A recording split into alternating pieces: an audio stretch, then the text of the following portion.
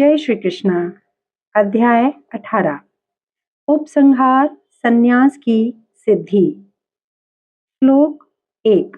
अनुवाद। अर्जुन ने कहा, हे महाबाहु, मैं त्याग का उद्देश्य जानने का इच्छुक हूँ।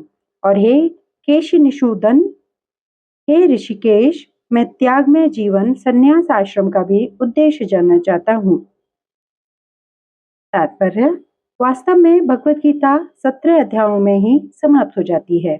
18वां अध्याय तो पूर्व विवेचित विषयों का पूरक संक्षेप है।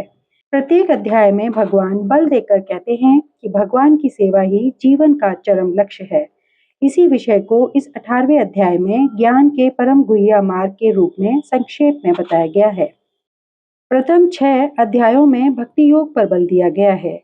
योगिनामपि सर्वेषाम, समस्त योगियों में से जो योगी अपने अंतर में सदैव मेरा चिंतन करता है वह सर्वश्रेष्ठ है। अगले 6 अध्यायों में शुद्ध भक्ति, उसकी प्रकृति तथा कार्यों का विवेचन है। अंत के 6 अध्यायों में ज्ञान, वैराग्य, अपरा तथा पराशक्ति के कार्यों और भक्ति का वर्णन है।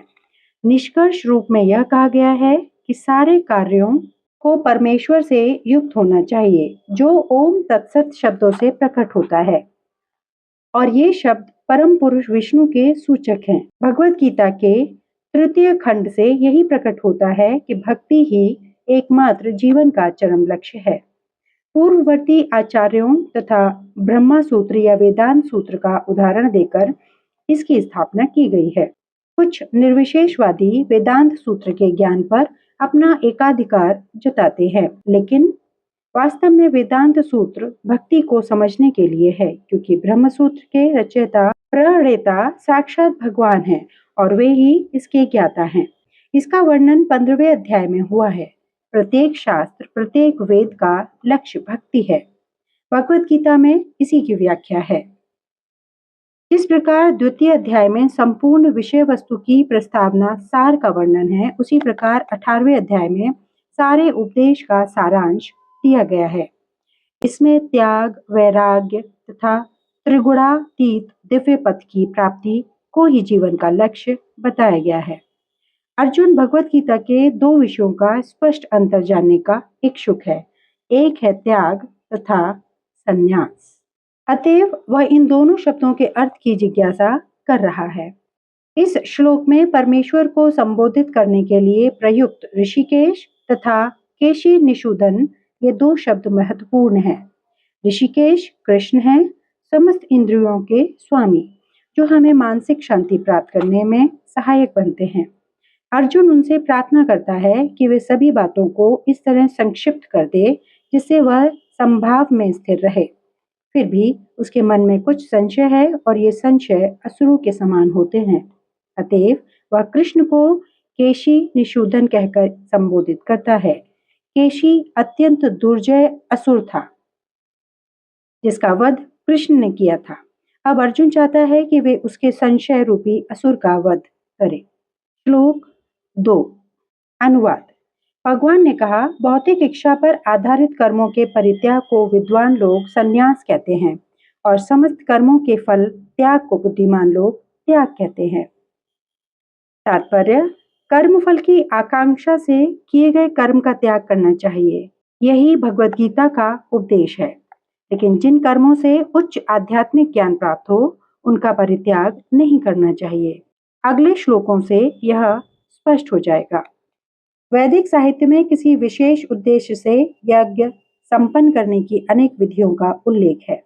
कुछ यज्ञ ऐसे हैं जो अच्छी संतान प्राप्त करने के लिए या स्वर्ग की प्राप्ति के लिए किए जाते हैं, लेकिन जो यज्ञ इच्छाओं के वशीभूत हों उनको बंद करना चाहिए। परंतु आध्यात्मिक ज्ञान में उन्नति या हृदय की शुद्धि के लिए किए जाने वाले यज्ञों का परित्याग करना उचित नहीं है।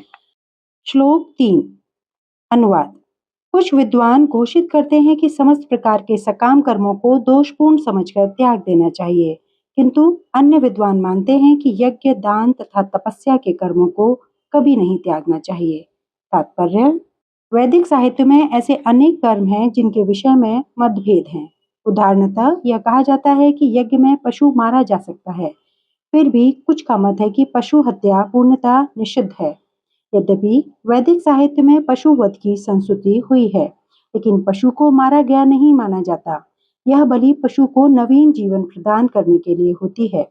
कभी कभी यज्ञ में मारे गए पशु को नवीन पशु जीवन प्राप्त होता है, तो कभी वह पशु तत्क्षण मनुष्य योनि को प्राप्त हो जाता है। लेकिन इस संबंध में मनीषियों में मतभेद है। कुछ का कहना है पशु हत्या नहीं की जानी चाहिए और कुछ कहते हैं कि विशेष यज्ञ बलि के लिए यह शुभ है। अब यज्ञ कर्म विषयक विभिन्न मतों का स्पष्टीकरण भगवान स्वयं कर रहे हैं। श्लोक 4 अनुवाद। हे भरत श्रेष्ठ, अब त्याग के विषय में मेरा निर्णय सुनो। हे नरशार्दूल, शास्त्रों में त्याग 3 तरह का बताया गया है। तात्पर्य, यद्यपि त्याग के विषय में विभिन्न प्रकार के मत हैं, लेकिन परम पुरुष श्री कृष्ण अपना निर्णय दे रहे हैं, जिसे अंतिम माना जाना चाहिए। निसंदेह सारे वेद भगवान द्वारा प्रदत्त विभिन्न विधान नियम है। यहाँ पर भगवान साक्षात उपस्थित हैं, अतएव उनके वचनों को अंतिम मान लेना चाहिए।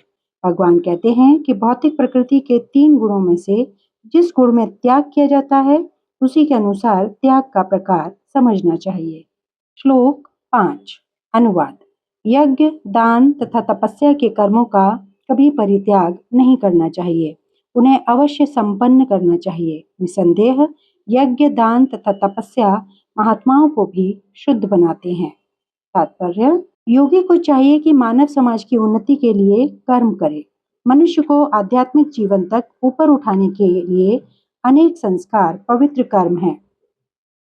उदाहरणतः विवाह उत्सव एक यज्ञ माना जाता है। यह विवाह यज्ञ कहलाता है। क्या एक सन्यासी जिसने अपना पारिवारिक संबंध त्याग कर संन्यास ग्रहण कर लिया है, विवाह उत्सव को प्रोत्साहन दे? भगवान कहते हैं कि कोई भी यज्ञ जो मानव कल्याण के लिए हो, उसका कभी भी परित्याग न करें। विवाह यज्ञ मानव मन को संयमित करने के लिए है, जिससे आध्यात्मिक प्रगति के लिए वह शांत बन सके। सन्यासी को भी चाहिए कि इस विवाह यज्ञ की संस्तुति अधिकांश मनुष्यों के लिए करे।